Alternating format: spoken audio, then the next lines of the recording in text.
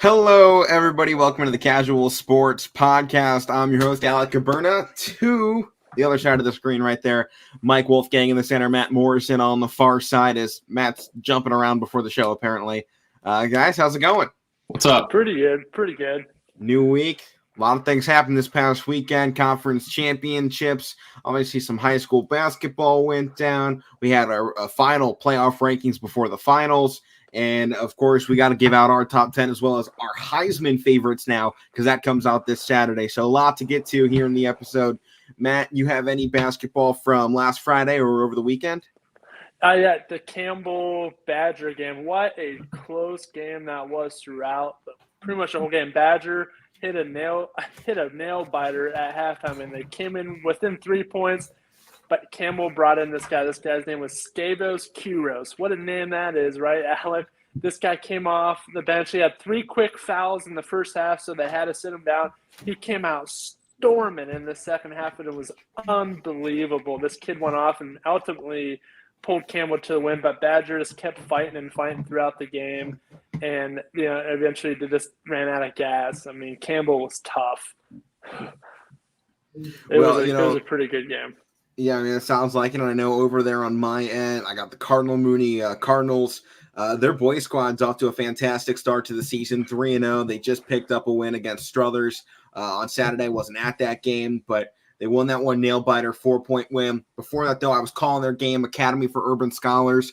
It was a fantastic matchup, really. I mean, that first quarter, you kind of felt there was a feeling out process the first 2 minutes, and then Cardinal Mooney went down on it. I mean, they took a lead going into the second quarter of 19-4. Then, that second quarter, Mooney let off the gas. They let this academy come back in, and the Urban Scholars, they didn't really have any really super consistent scores, but they had this boy, number 5 for their squad, in Edwards, led the team in scoring. He finished with 13 points, and a lot of those came in that second quarter. He was going off, played like Colin Sexton and John Wall combined. In high school, he was going off, and he brings them back within 11. They go to halftime, and then the second half completely dominated by Mooney.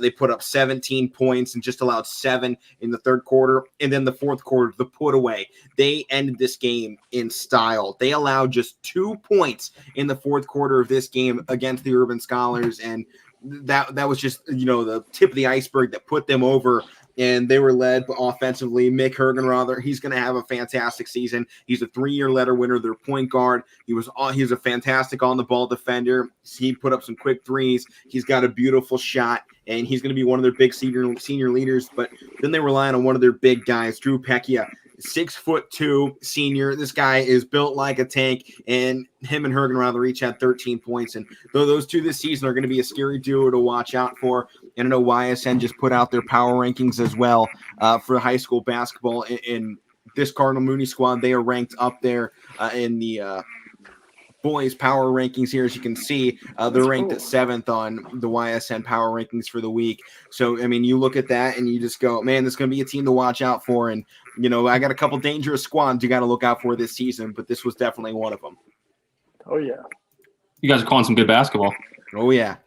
Mooney boys and Liberty girls, man. Those two could be really dangerous this season. And obviously, Lady Mooney girls, they should be fantastic as well. They got a lot of talent, a lot of returning talent as well. And I've yet to see the boys Liberty squad play, but if they're anything like the girls squad, they probably have some serious athleticism, and they can probably score a lot. So I'm hoping to get a look at them here pretty soon this week. But once I do, you guys will be the first to know on how good that team is. Awesome. Right. Let's go ahead and get into the college football playoff reactions here. Guys, we had our Final Four announced. Alabama off the season at number 1 here. We kind of expected Alabama to be this good this season. They finish at number 1 despite having a fairly mediocre-esque season in terms of Bama standards and the way they played in a lot of games. Michigan finishes at 2, Georgia at 3 after the loss in the SEC championship. And for the first time ever, a group of 5 team in Cincinnati will make the college football playoffs. And guys, I think we were all pretty much unanimous on the top 4, pretty much being Michigan, Cincinnati, Alabama, and Georgia, with the order shuffling around a little bit between us all. What were your guys' final thoughts on this top 4 they put in? Mike? I wasn't really upset about Alabama being number 1. I thought Michigan should have been number 1. But I mean, it's a toss-up. They got the right 4 teams in. I guess the order doesn't matter, but it doesn't matter actually because they got the best 4 teams in. I'm glad Cincinnati got in. They deserve to be in. Georgia, they've been the number 1 team all year. That was their first loss. They should be in. And Alabama, that's probably the best one they had all year. So, and they were already in the playoff before they started. So they deserve to be in it. They dominated Georgia. And honestly, these matchups as we look forward to, I'm pretty excited for them. We got Michigan and Georgia. I think that's probably the best one out of the 2. But yeah, both these matchups are good. And I think they got it right. Matt? I mean, I was kind of upset at first. I wanted Michigan to be 1 because I wanted to see that Michigan-Cincinnati matchup, but now we could even get that in the championship, and I think that'd be way better than playing the first game.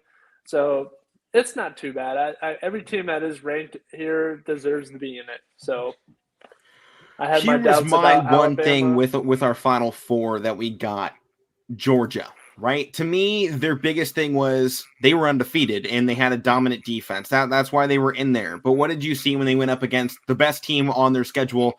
No argue with that because who have they beat this year? A Clemson team at the start of the season with a freshman quarterback that really finished the season throwing under double-digit touchdowns. Arkansas, who is an 8-4 fluff team at the back of the rankings. Kentucky, who is also kind of crap. I mean, this Georgia team, if we're looking at their schedule, they haven't faced anybody. To me, they are actually the least deserving of the 4 teams to make it into the playoffs. You looked at Alabama's resume last night during the rankings. They were 9-1 against top 40 FPI teams, the Football Power Index, for those of you that don't watch stats in football. That to me, they deserve that spot at number 1. I like Michigan there as well. They were 5-1. Against those top 40 teams.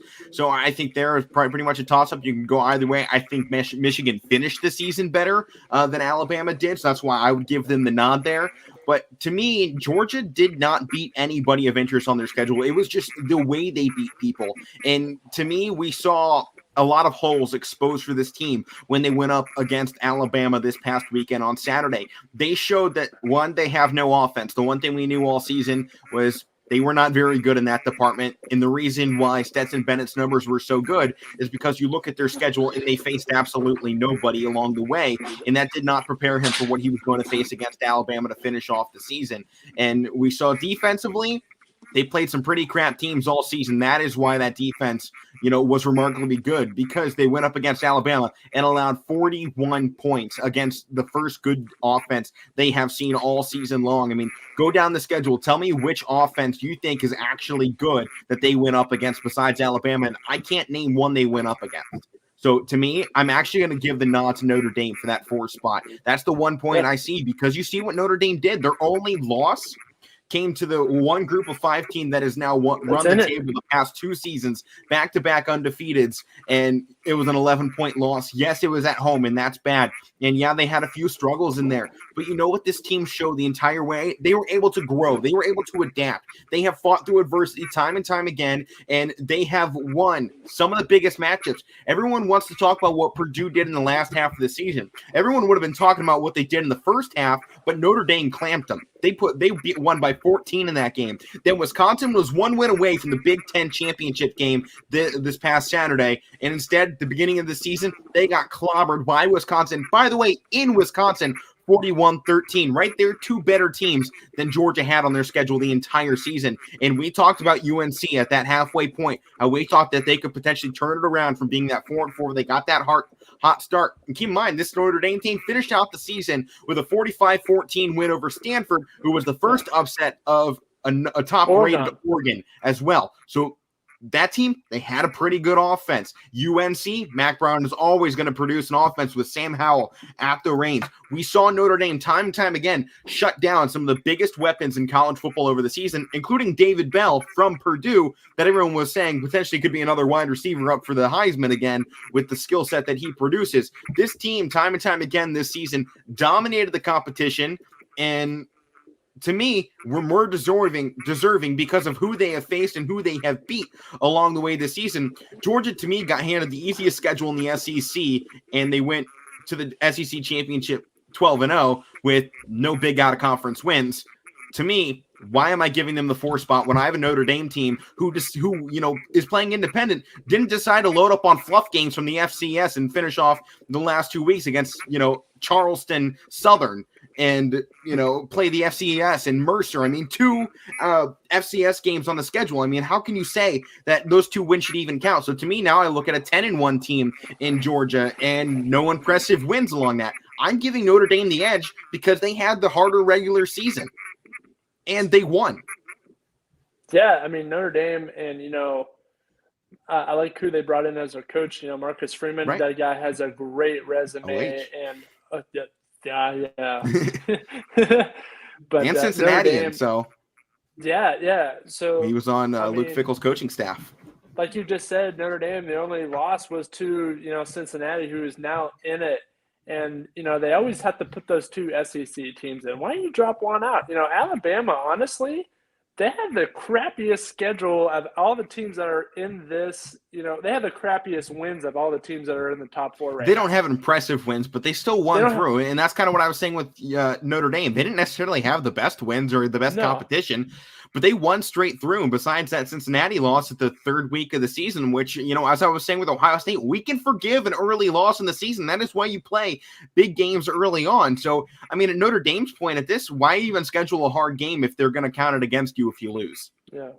I mean, heck, I'd go take the SEC schedule and go against Vanderbilt, 6-6 Auburn, 4-7 LSU, an 8-4 Arkansas, an 8-4 A&M. I'd go take that rather than scheduling teams like Wisconsin, Purdue, and obviously Cincinnati on your schedule. I mean, Notre Dame, they should just go out there and pick 12 straight FCS teams and go to the championship game.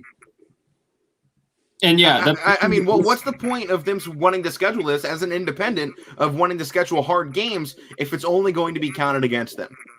And this was my thing that I was telling you guys last week against Alabama.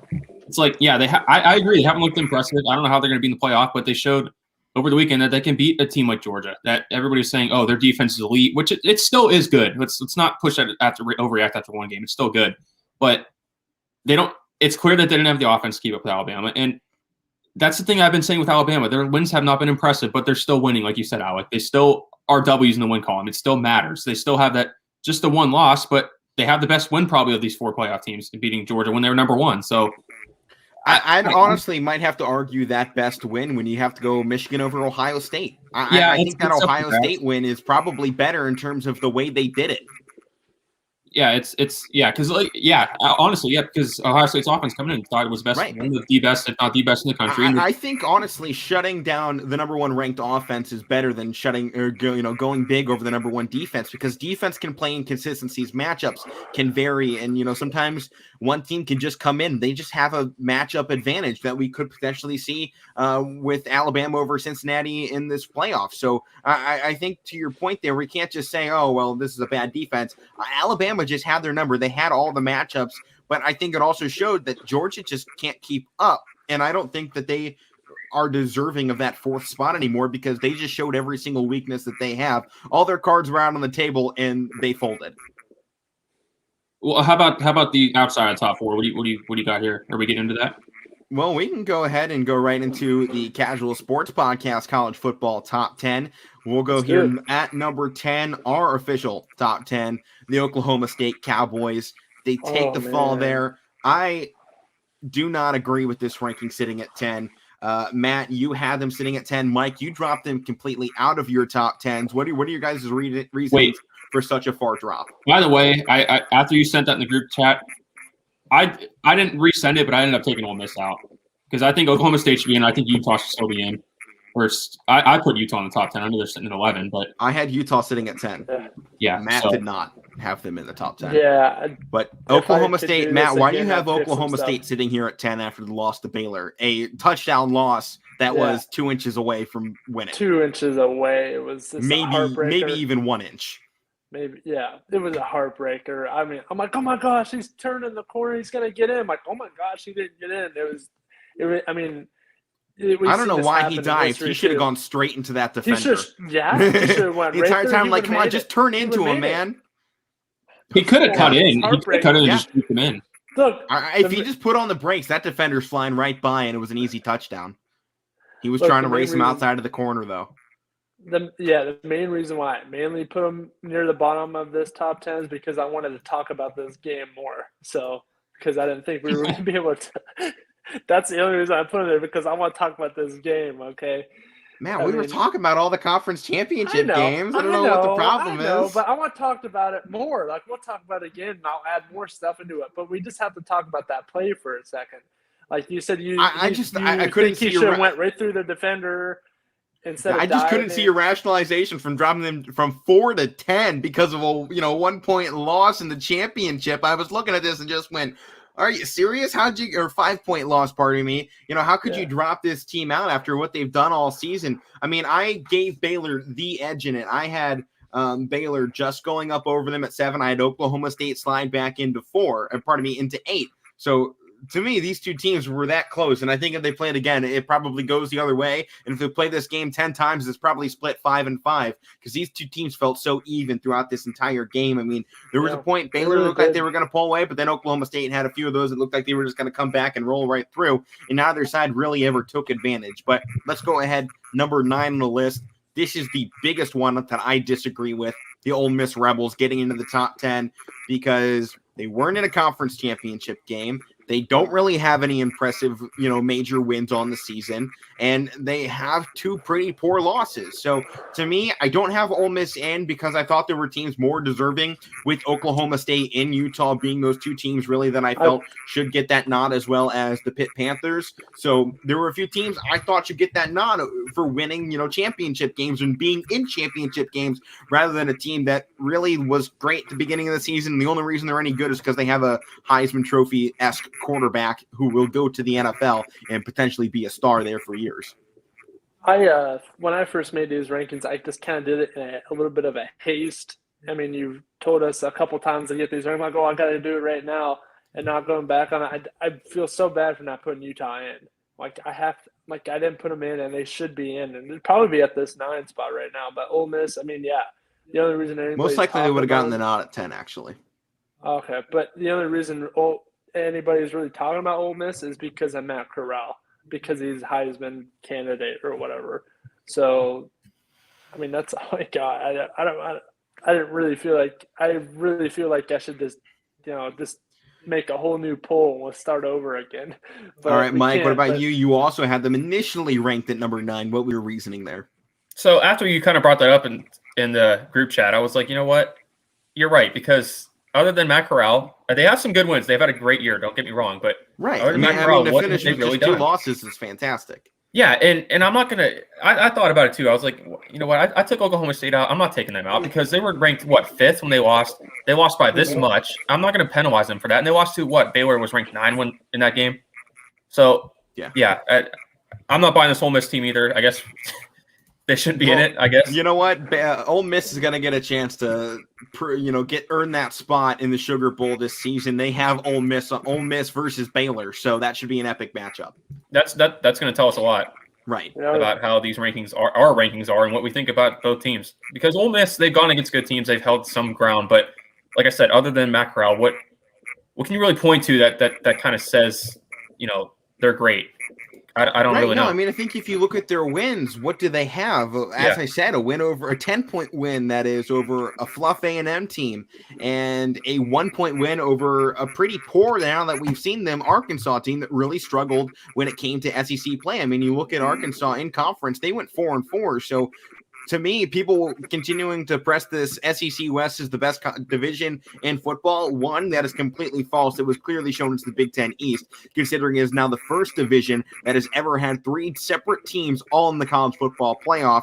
SEC West, no one's challenged Alabama since, Joe Burrow had the greatest season in college football history. So, to me, this division is getting still a little overhyped. Ole Miss didn't really have any, good wins. They had a good record, and that was the difference here. Well, number 8, the Pitt Panthers. They get the nod here. Champions of the ACC, their first time outright winning the conference, and their first conference championship, I believe they said, since the Big East on the broadcast. So, I don't know if they've...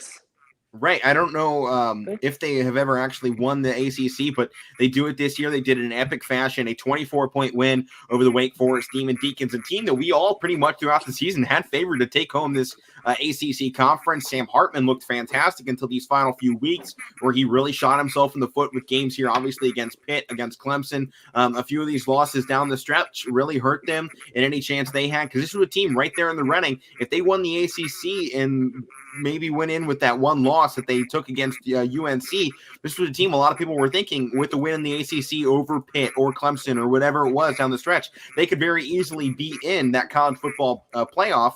And instead, they shot themselves in the foot, lost 3 of their last 4, nearly lost all 4 of their last 4. They had a 3-point win against NC State. They completely dropped the ball. But now you see Pitt came around, and they've finished the season in style. I mean, there was a lot of questions going on. It felt like they were going to have their slip up. And, after Western Michigan, probably the biggest question mark loss we've had all season was, how did this Pitt team lose to Western Michigan? And if they hadn't, this is another team that we're talking about as a potential that could have gotten in to the college football playoff if they hadn't lost that game to Western Michigan early on. And then you saw the loss against Miami, Florida. And I know a lot of fans, I think, for Pittsburgh, and a lot of us here talking on the show, we kind of have the feeling Pitt's going to Pitt again, and they're going to stumble up. This was a great run once again. Because you see this team, they seem to have great starts, and then they'll finish the season 8-4. This time, they closed out at the finish. Yes, they had to fight, tooth and nail against UNC into overtime, and it was just a 10-point win against Virginia. They blew out Syracuse, and they finally get here. They close it out, and they're going to be getting a shot in the Peach Bowl against Michigan State in what I think should be a very fun game. I might have to give the edge to Pitt, though, after the way they've been playing recently. This offense has been extremely explosive recently. Oh, absolutely. And I know, Alek, you want to talk about that, and we'll get to that in a second. The whole picket slide thing, should that be illegal or shouldn't it? Because I have a little bit. It's definitely going to be something that the college football is going to have to look at as well, because with the whole targeting rule and late hits once that quarterback, technically, honestly, based on the rules, he should have been down. The ref should have blown that play dead. When the quarterback initiates his slide, whether he pulls out of it or not, he should be marked as down. If the defender has to give up on the play when that quarterback initiates the slide, right? They always say he is down where he initiated the slide. He initiated that slide and then pulled out of it and took off to the end zone when the defenders legally had to give up on the play. If they want to do that, then I'm taking out the late hit rule and I'm letting that quarterback die on the ground where he's, fake slides. Yeah, see, that's where I agree with that. I mean, definitely. If anything, he should have been marked out on the spot. That's a missed call by the refs. That this doesn't change any rulings when it comes to rules changes. None of that needs to be changed. He initiated a slide and pulled out of it. To me, he is down where he initiated the slide. Granted, they still won the game by a landslide, so it's not going to change the outcome of it, and they still deserve this 8th spot. But I think that's the one big thing everyone's looking at out of this game is Pickett's fake slide. But Pickett is a huge Heisman front runner right now, and people are going to go back and look at that slide. Like, what were you going to do? So they're going to go back and look at that. I bet you they are. But going on the season, I know they had some tough losses. They've lost to Western Michigan 44-41, and then, of course, the Miami game 38-34. If you just give them one of those games back, I bet you they'd be talking about. I think it's the Western Michigan game that they get back. Miami, I think you can say, because Miami was showing some up and downs all season, but it's that Western Michigan loss that took them out of immediate contention early on. They lost credibility from that. Yeah, they did. If you give that win back to them, a lot of people, this playoff ranking will be a lot more controversial. Like, why you're not going to put Pitt in? They've lost one game. So it's tricky. Well, they lost the team that finished last place in the MAC West. And keep in mind, MAC West, one of the only divisions in football that did not have a team with a losing record. Keep that in mind, too. That's awesome. MAC West had their worst team went 6-6, and that was Ball State. Congrats to the MAC this year. That's a fantastic season. Like you said, obviously the Western Michigan loss, you probably like to have that one won more than the Miami game, but to me, they should be ranked right where we have them right now, because you beat a Tennessee team that they're not Tennessee of old, but they showed something this year. They showed baby steps towards getting better.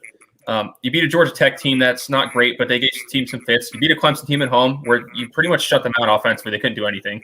And like you said, they beat the North Carolina team in overtime, and they finished out strong. They beat a Wake Forest team that we thought was good all year, and they still are decent, and they blew them out. I mean, in an ACC title game, they blew them out. So to me, Pitt should be right where we have them right now, and I think they're 13th or 12th in the real rankings. So, but I think they should be higher, honestly.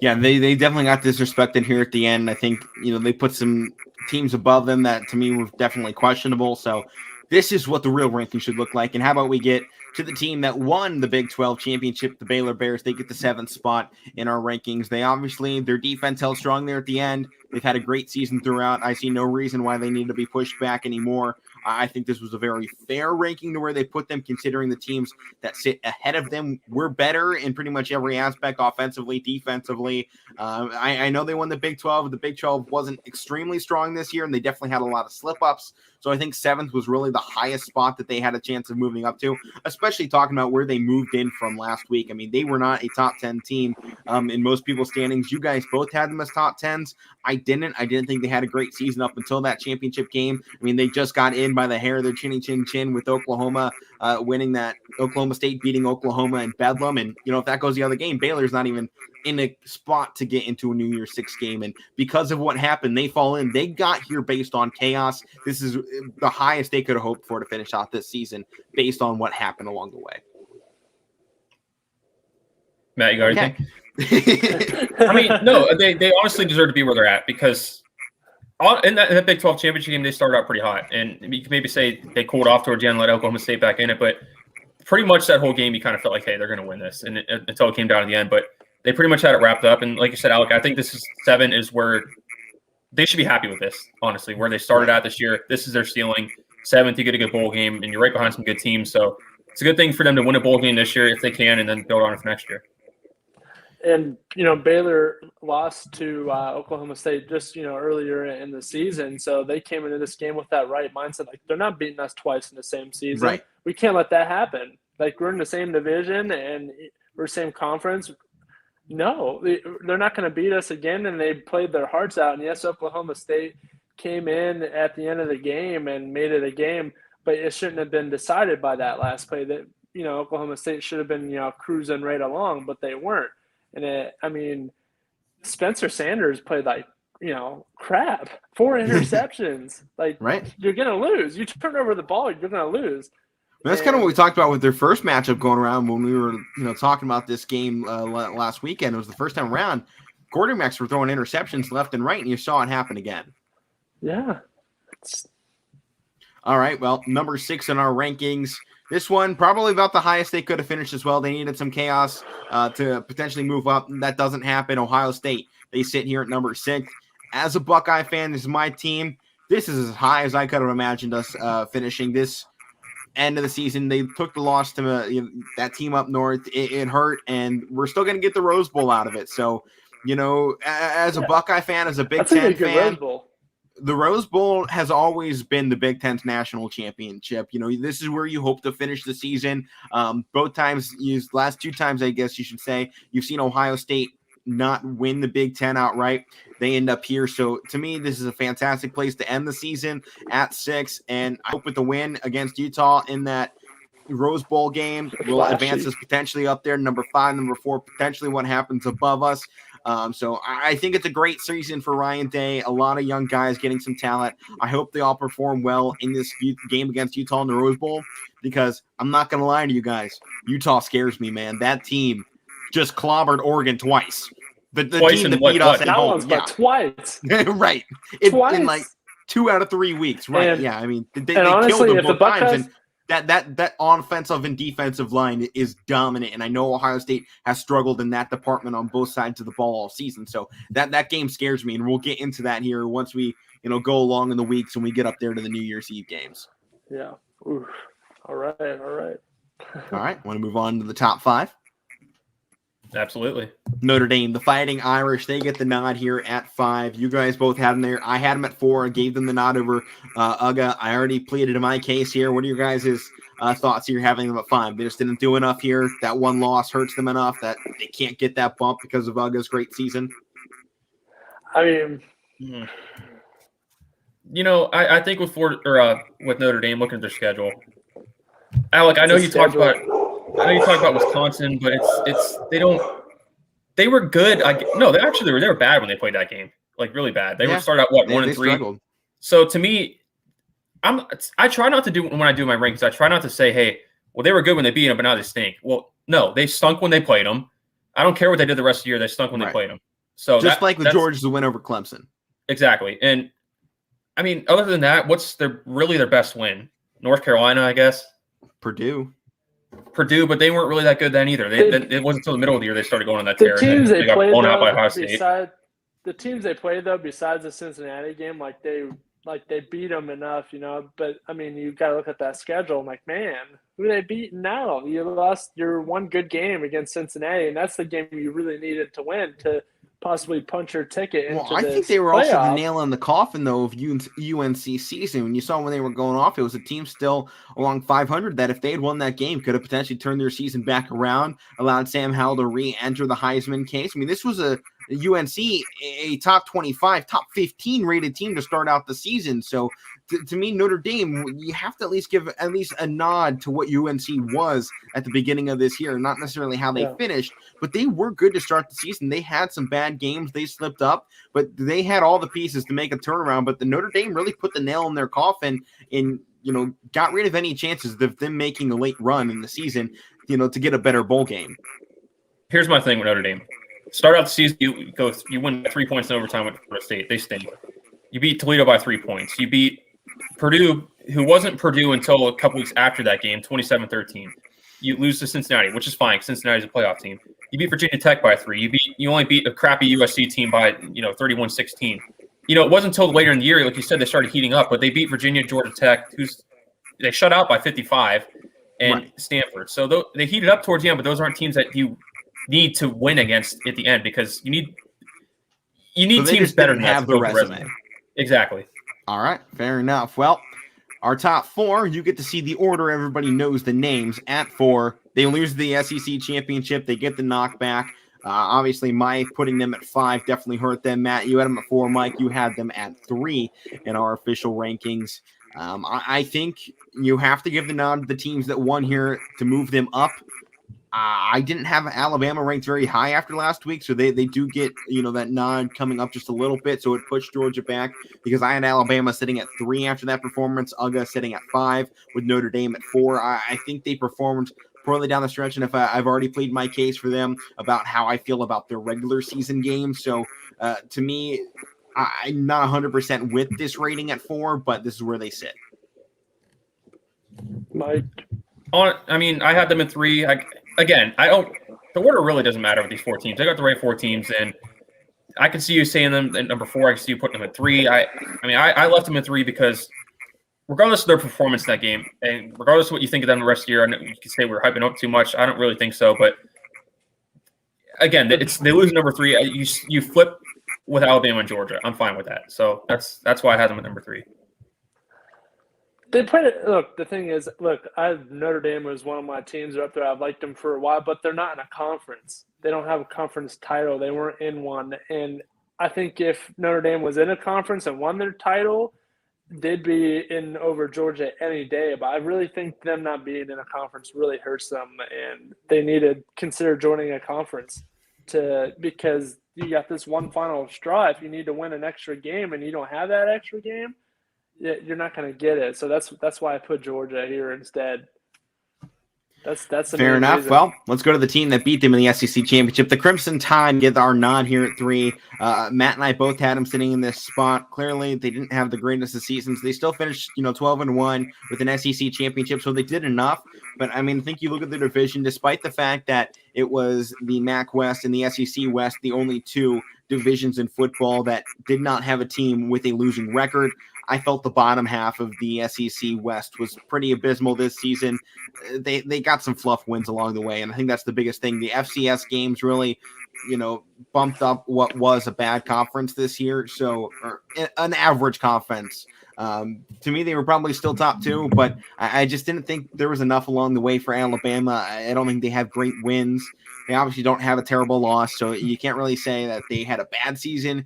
It just wasn't the standard set at Alabama. And with Cincinnati now going undefeated back-to-back seasons, I think they get the nod above them. And the way Michigan finished the season, I mean, you look at that last half, they were dominant. And to me, they earned the nod above them. Mm-hmm. Mm-hmm. You could honestly probably argue that out of these 4 teams right now, Michigan's playing the best football right now. Yeah. I really think they are. That's why I have them at number 1 in my rankings. They're dangerous. They blew out. Say what you want about Ohio State. They blew them out. They controlled that game. They did. And they say what you want about Iowa, but it's in a Big Ten championship game. They were there for a reason. They blew out Iowa. So to me, 42-3. Blew out Iowa. Yeah, 42-3. They killed them. And again, I know Penn State are down here, but they win in Penn State. That's still hard to do, regardless if Penn State's average, good, or whatever. That's still. And talk about what Penn State was at the time too. I mean, you say we have to look at them in the way they were playing. That loss took the life out of Penn State's season, and I mean, they never got back on their feet. They they had a few games and they were like, all right, but they just kept getting, every time they got up, somebody shot out their leg. Yeah, it's horrible. But that's, to me, going into this right now, things could change when it starts or, up until then. But Michigan's playing the best football right now. I know we're talking about Alabama, but that's right. Yeah. Matt, any thoughts on the Crimson Tide here after their SEC championship win against the number 1 rated defense in college football? I mean, that's when they won that game, that's what put them into this playoff. They couldn't, force another loss. They couldn't afford that at all. So, yeah, put them right here. Right.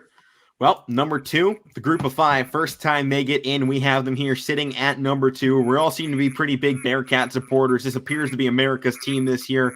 Everybody wants Cincy, the Fightin' Fickles, the Bearcats. This, to me, I mean, they did everything right. They beat Notre Dame, a team that I considered number 4. So to me, I couldn't have these two at 3 and 4 when I considered Cincinnati to be one of the best teams all season. They played the best down the stretch, bar Alabama.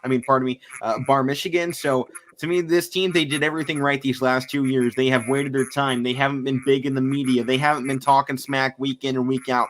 Fickle's done a fantastic job making this team, stay quiet. And Desmond Ridder is quietly one of the best quarterbacks in college football. He is no doubtably going to be taken within the first 3 rounds of the NFL draft in this coming season, and that shouldn't even be a question. He is a very talented, experienced quarterback, and his experience is what's going to project this team in the college football playoff. And whether they win or lose against Alabama, I don't think matters as much to me, because this feels like one of the best teams in America, and they have garnished the respect for the group of 5, and they just shattered the glass ceiling.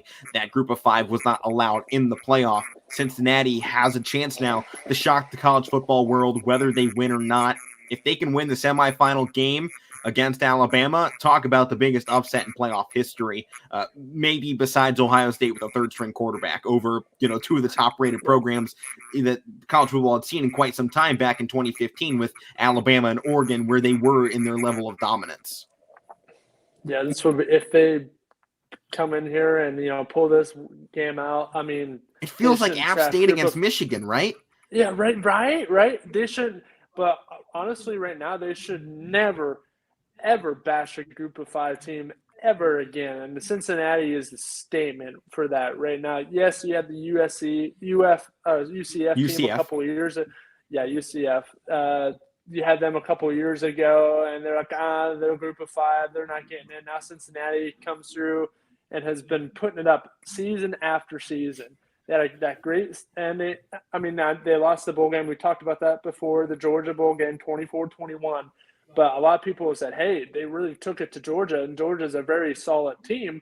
Now Georgia's in the playoff too, and Cincinnati's in there. Could you imagine Cincinnati knocks off Alabama and Georgia in the same season and Notre Dame? I mean, talk about a mood swing for college football. Or Michigan. Or Michigan, yeah. I mean, to take down Alabama and Michigan in the same season – take this back to the 60s, and I think Bear Bryant's rolling over in his grave along with Bo Schembechler. Could either one of those coaches even imagine that their program could lose to Cincinnati? I think that's just the standard now that Cincinnati is setting, and if they can pull this off, this is by far the greatest championship run of any team in the history of college football. This could potentially be the most historic season we have ever seen in college football if Cincinnati can take home the title. I mean, this rivals Boise State's run to the national championship, about a decade and a half ago. Something like that, yeah. Yeah, and I mean, you talk about all-time runs. It's just you don't think Cincinnati. You just really don't. Right. And I like what Luke Fickell said yesterday after the announcements. He's like, we're not worried about trying to pave a way for other group of 5 teams. We're focused on trying to get here. And if they go into the playoff against Alabama with that mindset, they're going to give themselves the best chance. They're going to win. This team's dangerous. They want this. They feel they deserve this, and I think that's the biggest thing. They don't think, oh, we just got put in because they finally wanted to put somebody in, and we did enough. They honestly believe they deserve to be there. They believe that they have the ability to beat teams like Michigan, like Alabama, and so I think you see this matchup that they have upcoming, and I think they honestly believe that they are the heavy favorites. And I think you've now seen some media members even kind of come right along beside that and go, matchup wise, this game feels pretty even. And I think the biggest thing now, Mechie is out. Yeah. John Mechie is out, their number 2 wide receiver. And obviously Bryce Young had a historic day against UGA, and Jameson Williams was looking like a lightning bolt with his speed. So upset he left Ohio State, but it is what it is. He's got a chance for the title, and best of luck to him. But I'm taking the Bearcats. I want them to win this thing. They are America's team. They're Ohio's team right now. And a lot of Buckeye fans are shifting a little bit down south to Cincinnati for this playoff run, especially since the potential national championship upcoming against that rival to the north that Ohio State failed to beat. So, when I was watching Bearcats right now are Ohio's team. Oh yeah, that's why I want to see it. Ohio's team, and that's why it'd be cool to see Cincinnati versus Michigan. Right, that'd be awesome. But yeah, Alek. Watching Jameson Williams in that game, he scored 2 touchdowns. He's been fantastic all season. 7 receptions. I'm like, oh my gosh, Alek was just sitting in his living room and like, oh no, he left. Like, honestly, that's what I felt when Joe Burrow won the national title. I went, oh come on, we had him. I wasn't upset. We had a great quarterback stay with us, and same thing now. Quinn Ewers leaves Ohio State, and I just go, is this going to be Joe Burrow part 2? And the other one is leaving too. Jack Miller? Yeah, I think so. Who's also both leaving. Top 5 quarterback, 5-star. So, Matt, you know what it reminds me of? It is what it is, but Justin Fields. Then goes to Georgia. Then goes to Ohio State. He was committed to Penn State. Oh man, right. And I think a lot of speculations. We take a quick step aside. Quinn Ewers was originally, committed to Texas. So, and then he drops there, goes to Ohio State, signs $1 million NIL deal, and now could transfer right back out. There's a lot of rumors on where it could go. I guess we're going to have to wait out. But let's go number 1 on the list, the Michigan Wolverines. They get the spot. They beat Ohio State. They clobbered Iowa worse than they, clobbered Ohio State. They had some tough wins along the way, and I wanted to criticize them all the way through, but they shut me up. They silenced the doubters when they beat Ohio State.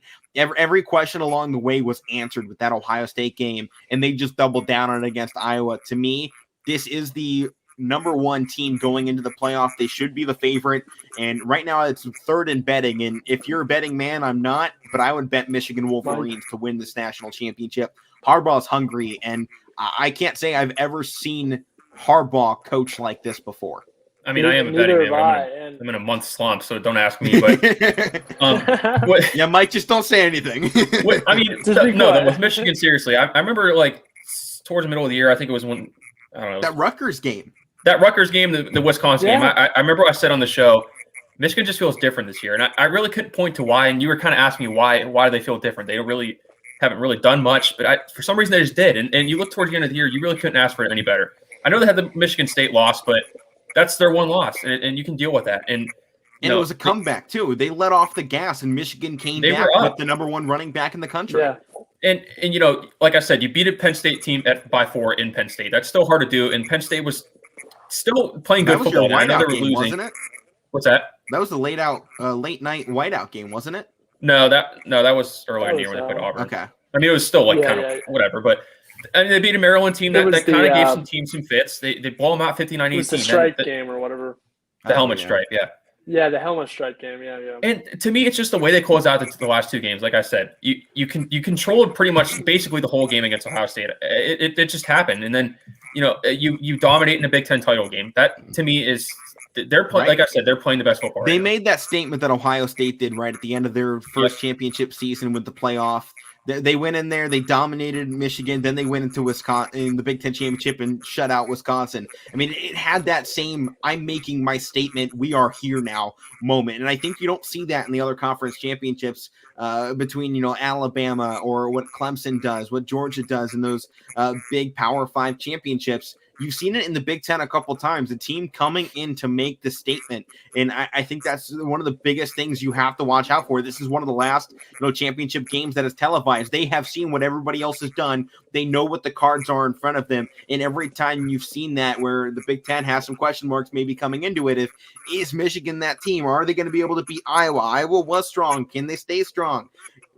Michigan answered every single question you could have asked for. And as I said before, to me, this is the team to beat.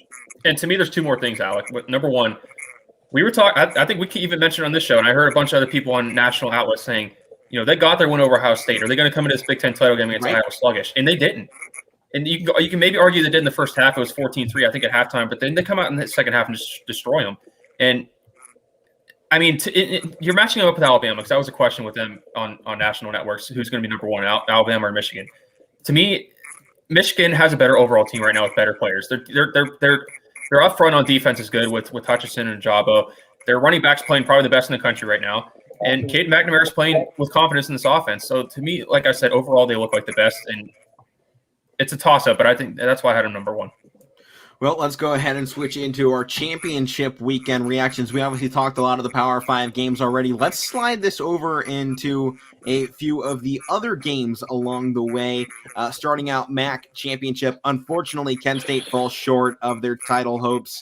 They got blanked in that first half, 17-0. NIU, this has been a dominant powerhouse of the MAC for as long as I can remember. This has always been a team that, they came off a down season last year, yes, but they were coming back with a vengeance. This is one of the perennial powerhouses, as you will, of the MAC, and they solidified a statement win here over Kent State. They win by 18 points, and Kent State, they just got outplayed. It's as simple as that. Let's talk about these Kent State uniforms. What were they thinking? Oh, my goodness. By the way, my dad thinks that's why they lost, because they had ugly uniforms on. He has some weird theory when teams lose weird uniforms, that's why they lose. Oregon was wearing the duck poop. Ugly. Yeah. That was horrible. The helmets were okay, like I told you. I kind of like the helmets. I like the helmets. I like the throwback the on them. Helmets it was were cool. From the last time they had won the MAC championship. So, it was cool helmet. But the powder blue, what were they trying to be? UCLA? Yeah. It looked like a UCLA uniform. It was pretty bad. It's not Kent. I think our best Rocky potential. Lombardi? Yeah, go ahead. Rocky Lombardi. Rocky Lombardi. Okay.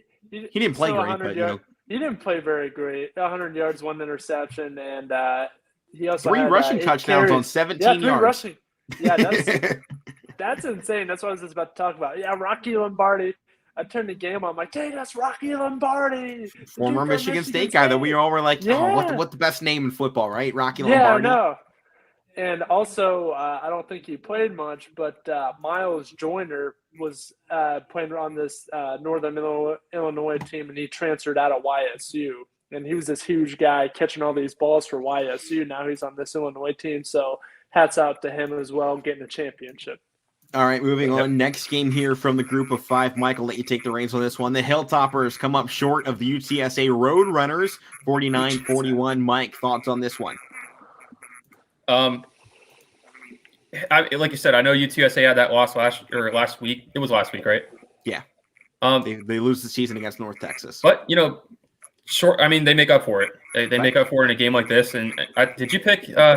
I was the only one that took the Hilltoppers based on the fact they had the number 1 ranked offense in college football going into that one. They had an epic season, the number 1 quarterback in terms of yards and I believe touchdowns. They were unstoppable all season long, but their record obviously didn't show that as much. And UTSA. They were the favorites going in, and they take the win coming out of it.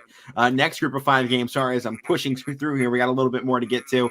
Utah State Aggies. They really surprised the nation and dominated the San Diego State Aztecs 46-13. Any takeaways from this one, guys? This is probably the biggest shocker of the weekend. It's surprising. Right. Yeah. I mean, let's just say we did not do good on our picks this week. I haven't for the month. So you haven't for the year, man. You're falling apart. I've been reeling, man. It's bad. But all right, go ahead. No, I mean, you could. It's not really shocking, I guess, if they lost, but the way they lost, 46-13, that's pretty bad. All right, next game on our slate: Appalachian State and Louisiana and Lafayette. The Raging Cajuns were in a fantastic slugfest. App State almost completed the comeback, but their Cajuns said no. 24-16 win there, and the Cajuns finished 12-1. Matt, this Raging Cajun team is. Raging Cajun team is awesome. Oh, they're awesome. I was just mostly picking App State because, hey, they beat Michigan. Yeah, that's pretty much the only reason. And I love 15 years ago. Put that in the past. Yeah, but still, it's funny. Everybody still brings it up. I'm not the only one, okay? So, and I mean, I like their campus and stuff like that. It's in the middle of the woods, Oh, yeah, they got a nice-looking campus. It's always on Instagram. Yeah. All right, boys. Next game, our final one from the group of 5, or pardon me, the Power 6. The Cincinnati Bearcats finished a 15-point win over the Cougars. I don't think anyone expected them to show that much domination in that final game. I know you didn't. No. This was your Houston team. Yeah, I mean, I had them hyped all season long, and I definitely thought this one was going to be close. I still took the Bearcats. I was rolling with Ohio, but I definitely led people on that this was going to be a matchup. And it's still a 2-possession game, but you felt Cincinnati controlled the narrative that they wanted, and they won that game fair and square and handedly. You're right, Alek. I mean, they won by 15, but it felt like there was a lot more than that. Looking at highlights, looking at analysis from it, looking at the box scores, it just felt like it was a lot more than 15. Cincinnati didn't score in the second quarter or the fourth quarter. I mean, they put up 21 points in that third, and that's pretty much what did it there. Letting off the gas a little bit. Yeah, a little bit. So. All right, guys, let's move in here. NHL tonight, Washington Capitals versus the Anaheim Ducks. Let's go through this one quickly. Washington, 1.5-point favorite. I've been rolling with the Ducks all season long, but I look at the scoring differential the way I always pick these games, and it favors the Capitals. So because of that, I have to go with Washington. Yeah. I'm picking with my system here, and that's where I'm going. I got to go Washington, too. They're by the way, how's that been working for you on picks? I'm just asking because I don't know how you've been in the NHL, I'm the only one with a winning record. I'm 15-8. Mike, you are 9-13, and Matt, you're 11-12. Ooh. Well, I'll be 12-12 after this. Matt, you picked the Capitals? Yeah, the Capitals as well.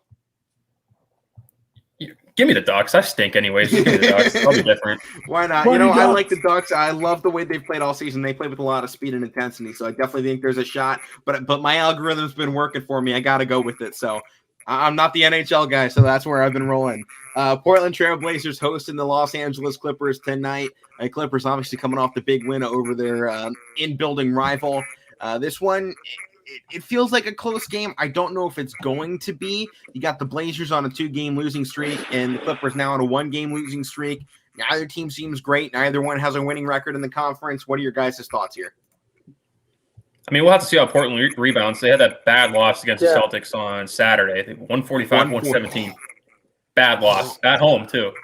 So I kind of look for them to rebound tonight, but I'm going to keep rolling with this Clippers team. I think they're going to take one on the road. Yeah, I'm right along with you there, Mike. I got Clippers. Yeah, I got the Clippers, too. Wonderful. Well, let's get down. Monday Night Football, Buffalo Bills hosting the New England Patriots in a battle for the top spot of the AFC East with 1 month left to go in the season. Mike, what are your thoughts on this one here as we get down? I think we all know Matt's going with the Bills. That's been his team all season besides the Steelers. So, game of the year, potentially, so far? Oh, potentially, if it lives up to it. It's got to live up to the hype. It's got to live up, but on paper so far coming in, I mean, Matt, I know we talked about it. This is the Bills team that first 5 weeks of the year, I think we thought they were going to run away with this. Yeah, and the Patriots found something. I keep saying the way that Bill Belichick's been coaching, especially on defense, playing with their young quarterback. And it's just everybody, not just Mac Jones. They're playing with confidence everywhere on this team right now. And I look for it to happen again tonight. I'm going to go Patriots, Matt. I don't blame you, but I'm just sticking with the team. Sticking with them. Taking the Bills. All right. Well, wait, Alek, before you go, What have we been talking about with this Patriots team? They've been playing better on the road than at home this year. And this Bad at game's in Buffalo. Yeah. Yeah. Well, here's the one thing. We all know that Mr. Belichick has owned this Buffalo Bills squad, and perhaps it has to do with his name, Bill Belichick. It's his first name. He takes this rivalry. I mean, the AFC East has run through Bill territory as far as we can remember, and, pretty much our entire lives. It's been Billy B on top, and the Bills haven't had that fantasy land era since that 90s run, the Four Falls of Buffalo. Everybody knows it. Everyone's, heard of, the runs, and even then, this was still a Patriots era, still an era run by Bill Belichick. And this is Bill Belichick's world. We're all just living in it. This whole time, Bill Belichick has been controlling the Bills. Even back in that first Super Bowl they went to, Super Bowl 25, when the Giants beat the Bills, the defensive coordinator was Bill Belichick. So it goes back. Billy B has the Buffalo Bills number. I say he sticks with it, gives them a call, and takes this one to the house. I got the Patriots winning this one. Well, Matt, let's get into this segment here. This is yours. This week's Beast of the Week, baby. This is going to my guy, my punter for the Pittsburgh Steelers, Presley Harvin III. 64-yard punt, and it rolls out of the half-yard line. Unbelievable. Pat McAfee was going off about it too. Of course he is. Fantastic punt. Punter too. He drilled it. Was amazing. Makes a 90-degree turn to the right. He goes out at the half-yard or the inside the 1-yard line. That's amazing. Yeah, having, talked to some guys that have worked with some really excellent punters. I mean, I've talked with some of the wide receivers and punt returners from my own high school that used to, the punter for Duke used to be my high school's punter, Porter Wilson. Yeah. And I've talked to the wideouts that used to have to catch those balls coming off his foot in practice. And they were just talking about the level of skill that he has. And now you see that as a Division I college football player, and then you take that next step of what the next step of that is, and it's a guy like Presley Harvin III. So that was fantastic. I mean, you can't ask for a better punt, and that was exactly what they needed, and was part of the reason they played so well in that game and gave them a shot down at the end. And Matt, how many total yards did you say you had punting? I went back in the stats. I believe it was 217 total yards punting. Yeah. In total. So that's insane. All right, boys. How about we finish off the show? One final segment, Casual Sports Podcast, Heisman Final Four. Give me your guys' Final Four. I'll go ahead first. Bryce Young, C.J. Stroud, Will Anderson Jr., and I'll go Kenneth Walker. That's my Final Four. Mike, you go.